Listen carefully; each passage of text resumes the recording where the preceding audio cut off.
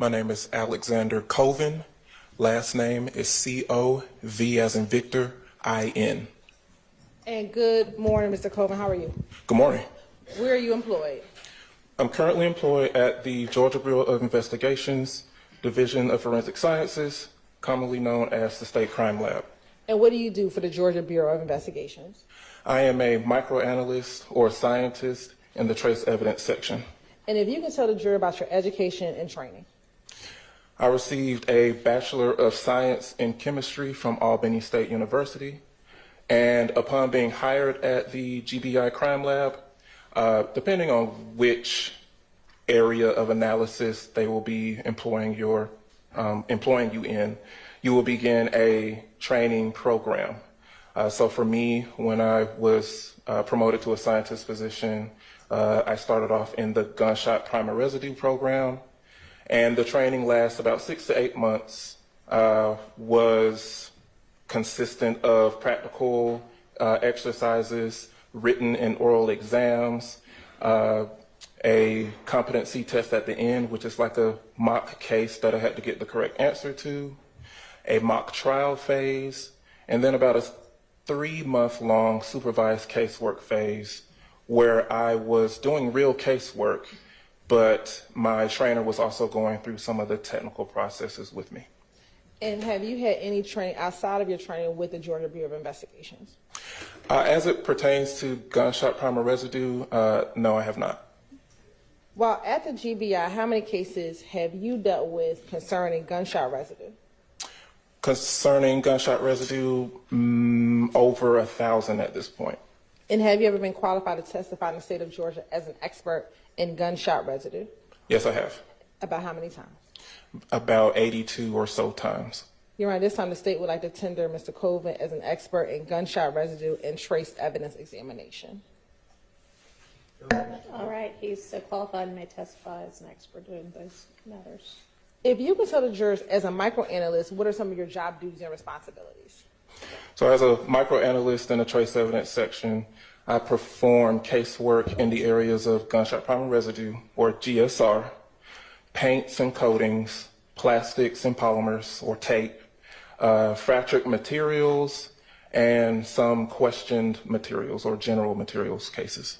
And if you could tell the jurors, what is gunshot residue and how is it formed? Gunshot primer residue, or GSR, is a collection of microscopic particles that are formed when a firearm is discharged. These particles contain all 3 of the elements, lead, barium, and antimony, and are molten in morphology, showing that they've been exposed to a lot of heat and pressure during the discharging of that firearm. And when the gunshot residue or the gunshot powder comes out of the firearm, what direction does it generally go in? What happens with? The GSR particles form a vapor cloud when the firearm is discharged. So I liken it to maybe baby powder in the way it behaves, kind of a cloud or a plume around that firearm in all directions. And then also some of that GSR, the GSR particles traveling with the bullet as well. How do you test for GSR on items or materials? Typically, GSR is tested and collected using what we call a GSR collection kit.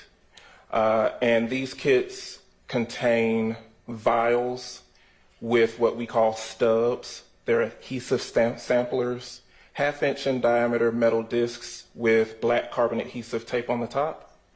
And whatever surface you want to examine for GSR, whether it be a person's hands or clothing or so on and so forth, you can take those samplers and dab the surface randomly to pick up any particulate matter that is there. And then once those samplers are submitted to us, we will input them into an instrument that's called a scanning electron microscope that is equipped with an energy dispersive X-ray spectrometer, or SEM-EDS for short.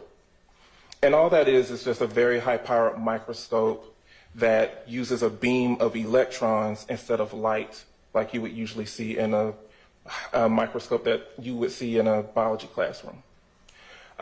This instrument will then allow us to see what's on the surface of those samplers. Any particulate matter that is there, we can see it, and then get an elemental profile of what those particles are made of.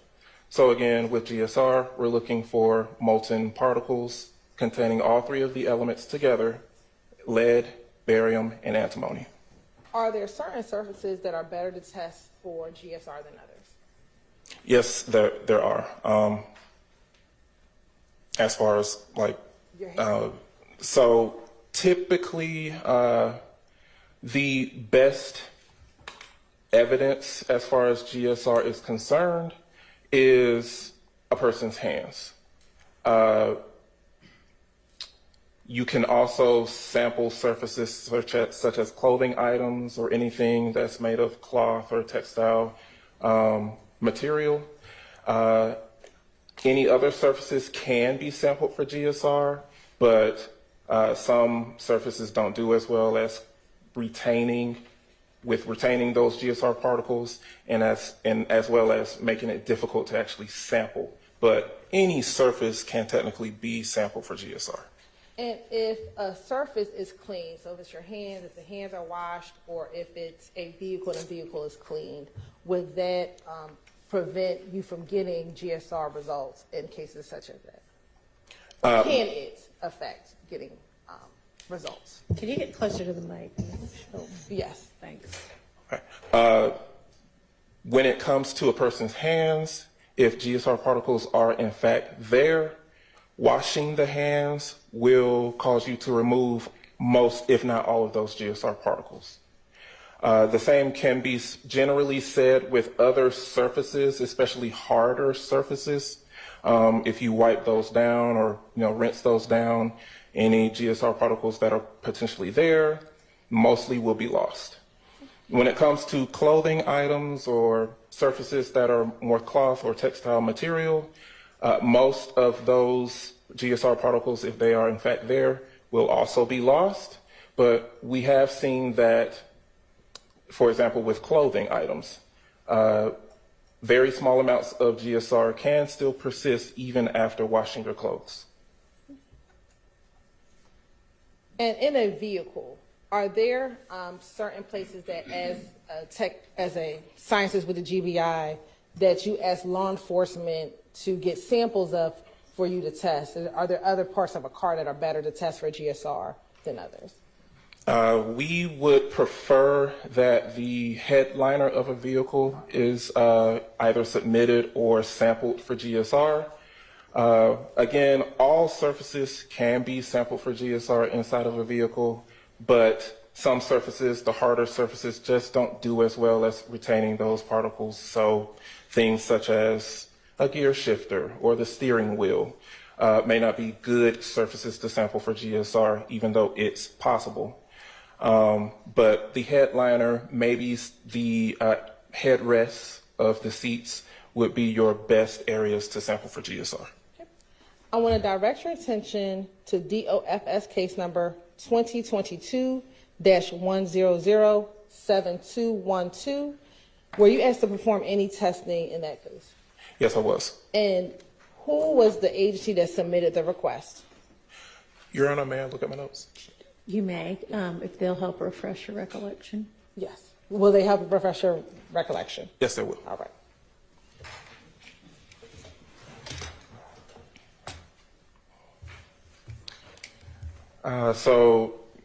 And I'm sorry, it was which officer? Which agency? Agency, the Atlanta Police Department.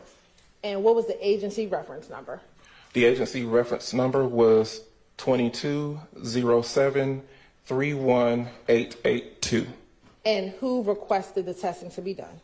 An investigator, A.E. Hogan. And was there a named victim on that case? Yes, there was. And who was that? Mr. Shymel Drinks.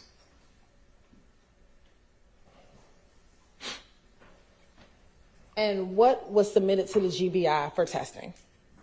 So as far as GSR analysis is concerned, a headliner that is identified as being collected from an Audi A5 was submitted. Okay, so this is item number 1, which is containing the headliner from the Audi A5. And I recognize it by the GBI specific barcode here with the GBI case number and item number of this particular package. I also recognize this package by the seals, where I initialed the seals here when I completed the analysis, and my initials and date when I started the analysis. And can you walk the jury through what you did with that particular piece of evidence in order to test for GSR?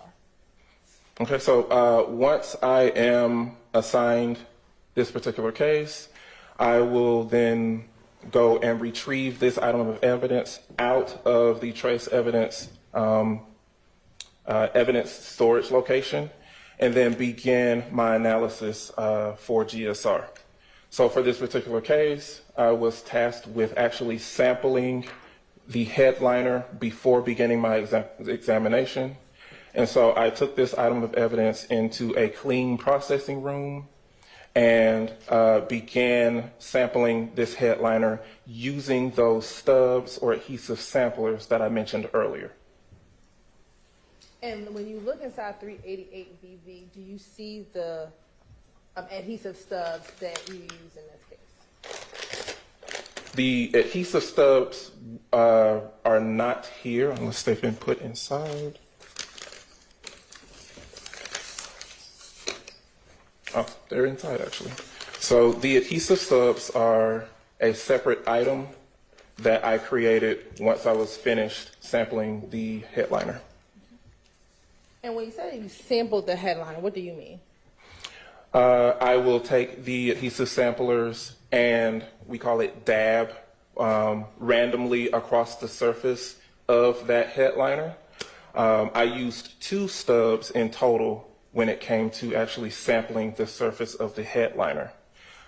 Keep in mind, this is a sampling process. Not every square millimeter of that entire headliner can be covered by these stubs.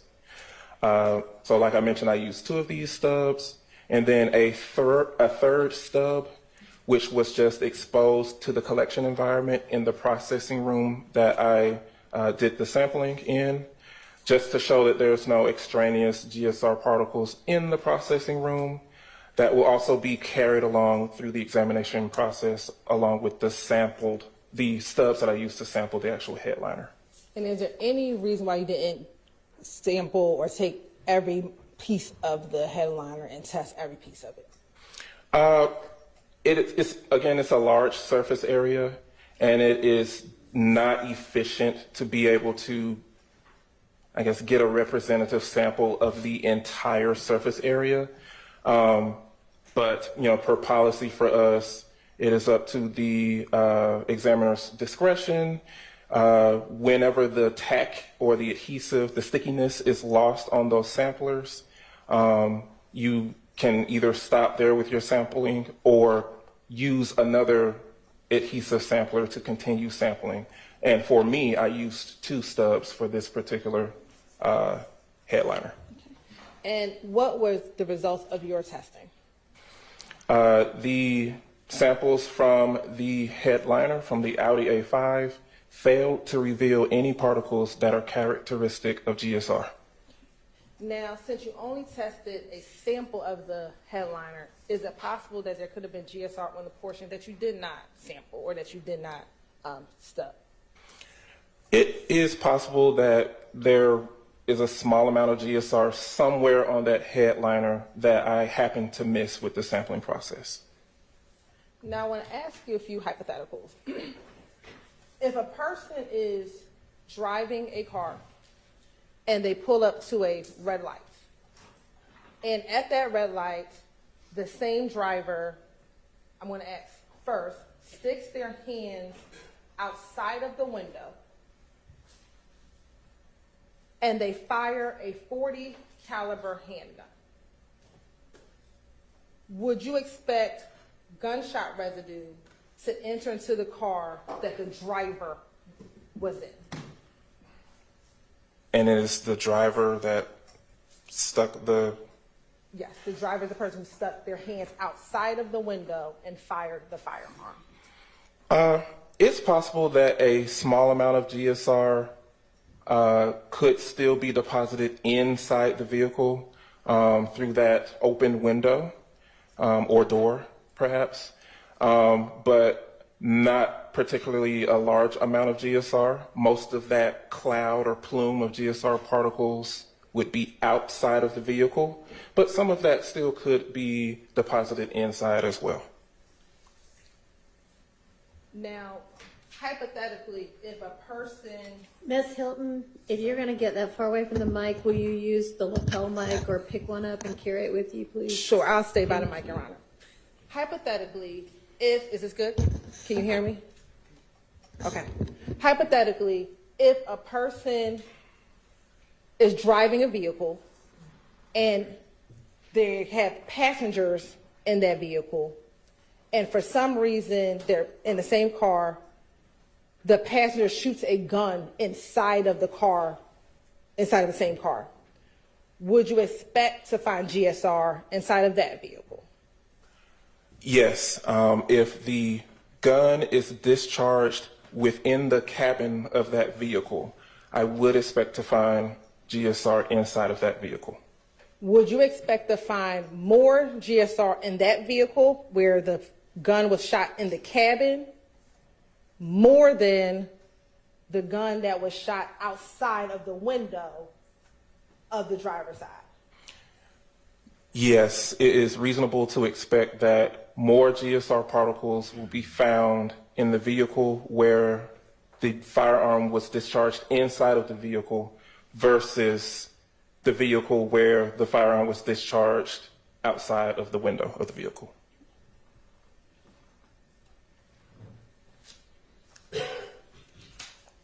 And in this case, outside of testing the headliner, do you know anything about where that headliner came from? Outside of knowing that it came from an Audi A5, do you know anything else about that vehicle? No, I do not. Court's indulgence for a moment. My last question for now. Do the conditions in which a vehicle is stored affect whether or not you'll be able to find GSR? So for example, if the gun is fired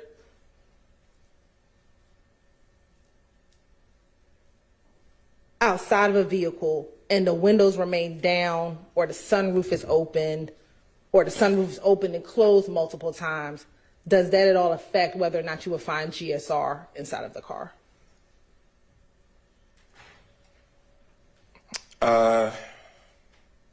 If the GSR particles are already deposited inside of the vehicle, I suppose it's possible that you would lose a small amount if the windows are down or the sunroof is open, just based on wind or maybe if it rained or something like that. But I wouldn't expect for there to be a huge difference based off of that alone. Thank you so much. No further questions. All right.